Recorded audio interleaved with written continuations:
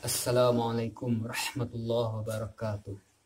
Alhamdulillah, segala puji bagi Allah yang alhamdulillah memberikan kita kesehatan, nikmat umur dan nikmat hidayah. Hendaknya kita selalu bersyukur kepada Allah. Selawat berangkaikan salam, kita selalu doa kepada Allah semoga disampaikan kepada Nabi besar kita Nabi Muhammad sallallahu alaihi wasallam. Allahumma shalli ala sayyidina Muhammad wa ala ali sayyidina Muhammad.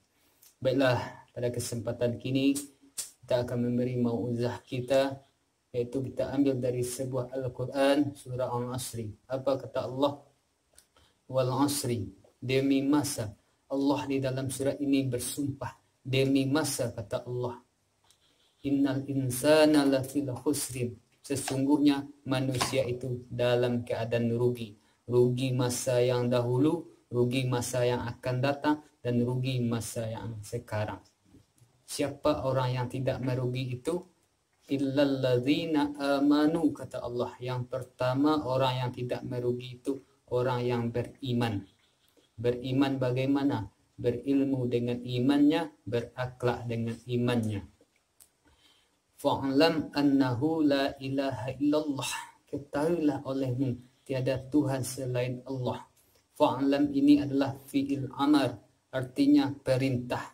Jadi kita diperintah mengetahui kandungan makna dari isi la ilaha illallah.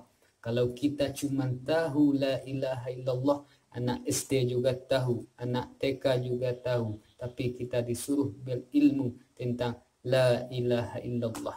Ini orang yang pertama yang tidak akan rugi, kata Allah, orang yang beriman. Yang kedua, wa amilus solihat, orang yang beriman, kata Allah, yang beriman dengan ilmunya. Contoh solat, zakat, haji, puasa, sedekah, dan ibadah-ibadah lainnya. Mereka berilmu tentang ini, maka inilah orang yang tidak akan merugi.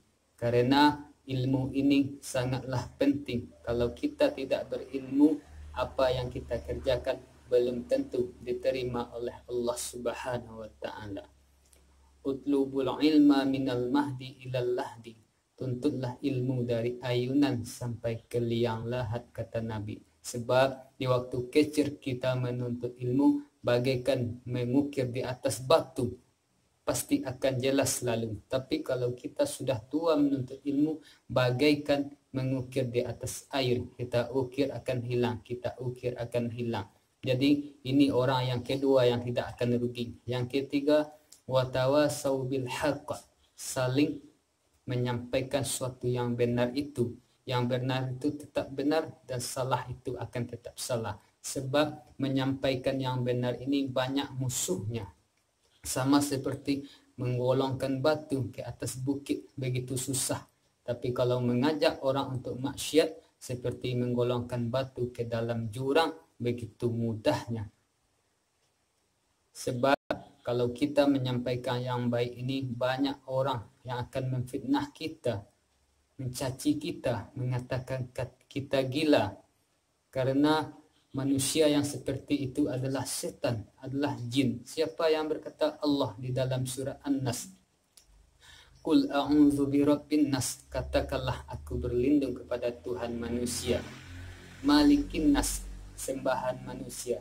Ilahin nas, raja manusia. Min syarril waswasil khannas, dari kejahatan setan yang biasa membisikkan. Alladzi waswisu fi sudurin nas, yang membisikkan ke dalam dada manusia.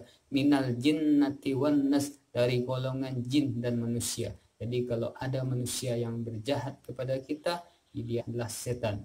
Kalau ada jin yang jahat, itu adalah golongan dari setan. Dan yang keempat, apa orang yang tidak merugi itu, kata Allah, watawasau bil sabr, orang yang saling sampai menyampaikan itu dia sabar, karena ini yang susah.